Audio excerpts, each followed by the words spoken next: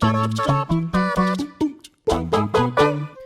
nature of comics is that of a serialized narrative, but the unfortunate truth about serial art forms is that they must, at some point, come to an end.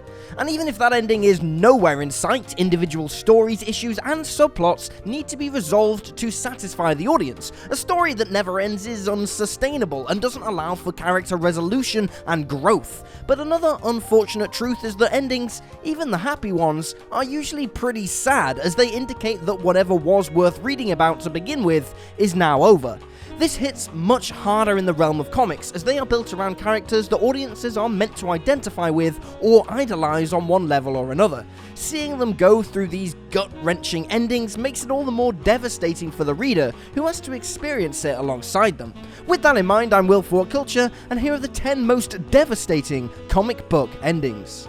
10. All-Star Superman. One of the most quietly beautiful offshoots from the regular DC continuity, All-Star Superman is known not only for having one of the most iconic opening pages in the history of the comic medium, but for also being the perfect case study on why Superman is such an important, enduring character.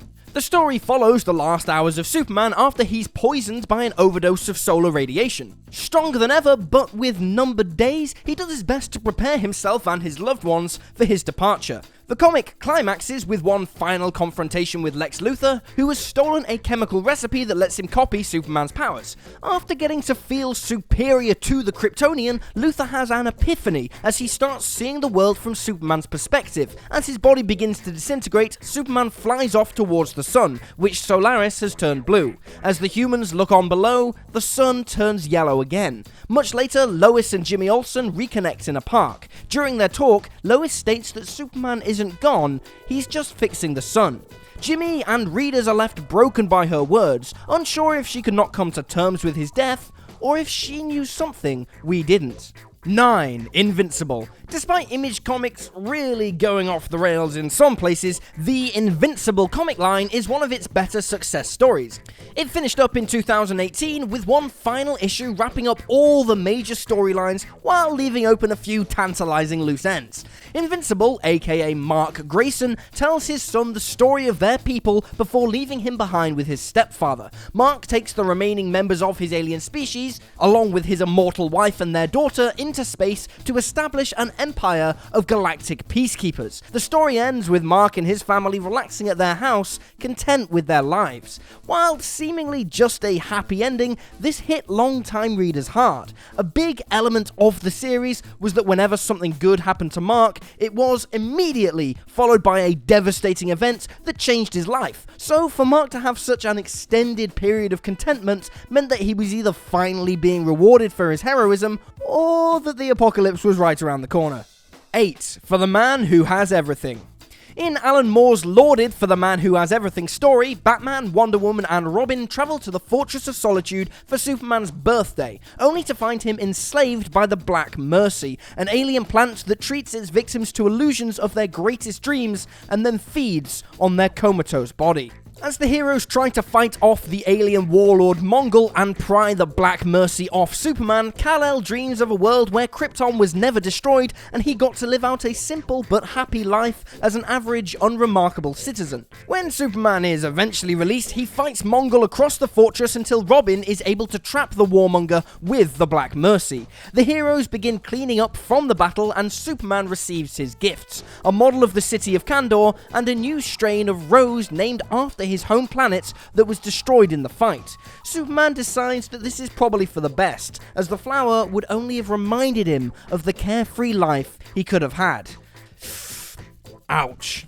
7. Why the Last Man. Why the Last Man follows the adventures of Yorick Brown, who, along with his pet monkey Ampersand, is the last living male on Earth following the spontaneous death of everything in the world with a Y chromosome. He travels a semi-dystopian Earth with a sardonic doctor who may know more than she's letting on, and the secret agent 355, who he slowly falls in love with. Yorick's adventures end in Paris, where he reunites with his lost girlfriend, only to realize their feelings for each other have died off in favor of new relationships. He returns to Agent 355 and they manage to finally confess their feelings for each other before she's abruptly assassinated by an Israeli extremist.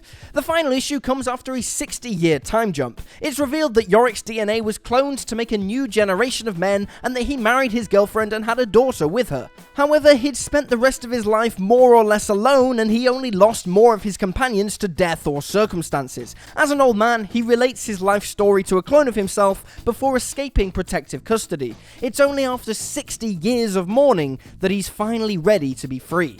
6. The night Gwen Stacy died. This story has become the stuff of legend. Recalling Spider-Man's secret identity, the Green Goblin kidnaps the wall crawler's longtime girlfriend Gwen Stacy and confronts him on the Brooklyn Bridge. During the battle, Goblin tosses Gwen off the bridge, and in a desperate bid to save her, Spider-Man shoots his web at her ankle, catching her just in time. Goblin escapes as Peter pulls up his limp girlfriend, only realizing she's dead when he has her in his arms. This was a complete shock to both Peter and the audience, who never expected the writers to kill off the then love of Spider-Man's life. The collective grief was only compounded by the revelation that her cause of death was a broken neck from the whiplash of being caught by Spidey's own webbing. 5. Flashpoint. Now, despite it resulting in the reviled New 52 reboot, the epic Flashpoint storyline is remembered fondly for its creativity and its emotional resonance. The Flash wakes up one day to find himself in a world where he has no powers, and the dynamic between heroes and villains has changed dramatically. Over the course of the story, we assume that the world Flash finds himself in was caused by his mortal enemy. However, during a climactic battle in the remains of Europe, Reverse Flash finally reveals himself and drops an unholy truth bomb on the Flash. He didn't create the Flashpoint alternate reality, Flash himself did. Now that is a devastating reveal, but the true tear-jerking moment comes after the Flash restores the timeline. To prove his insane tale to Batman, he presents Bruce with a letter from his father, who was the Batman of the alternate universe. The letter, and the fact his father was able to write it himself, moves Batman to tears. 4. The death of Superman. In 1991, DC unveiled plans to kill off Superman in a big event comic to increase deflating sales figures, but they wouldn't actually do it, surely. A year later, they did. The beastly character Doomsday was introduced, a Kryptonian monstrosity who was the only being capable of defeating Superman in single combat. The Man of Steel met the mindless beast in an epic battle that sprawled across the country. Despite aid from some powerful allies, Superman is only able to defeat Doomsday with one final blow backed with all of his immeasurable power. This, however, leaves him open to a mortal strike in return, which literally knocks the life out of him. The story closes with Lois cradling his broken body, reassuring him that he saved the day one last time. 3. Aquaman, Death of a Prince. Now, death is no stranger to superhero comics as we've just seen, but there has only been one notable instance of direct infanticide. After an enraged Black Manta kidnaps Aquaman's infant son and holds him hostage, he forces Aquaman and Aqualad to fight to the death. While they battle, the Aqua baby drowns in a bubble of oxygen right before his father's eyes.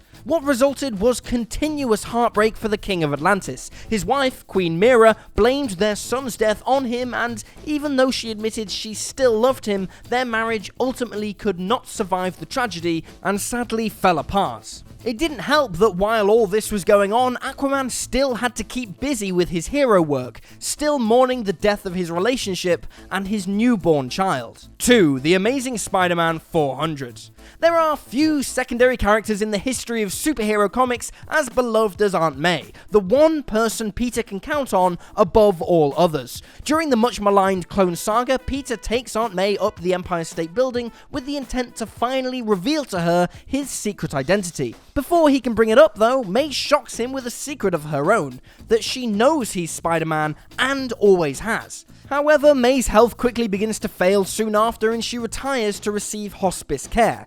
The issue ends with Peter reciting a passage from Peter Pan, a book she had read to him as a child, as his last remaining parental figure succumbs to old age. Now, in the end, it turned out that this wasn't really May, but a clone, because the Clone Saga was stupid, but the image of Peter weeping over his aunt's body as she dies in bed is still one of the most enduring images in the entire of Marvel comic history.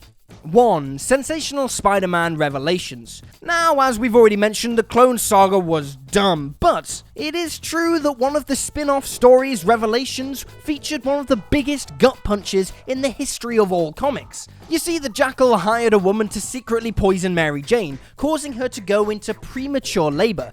Peter arrived too late to witness the birth, but this ended up not mattering. All Peter could do was reassure Mary Jane that their love could see them through the pain of a stillborn baby. In the end, it was revealed that Aunt May's fake death and the murder of Peter's unborn child was the work of the Green Goblin, who did it just to mess with Spider-Man. The signature panel of the story just shows the Green Goblin delightedly repeating "gotcha" as Peter collapses in, frankly, understandable anguish.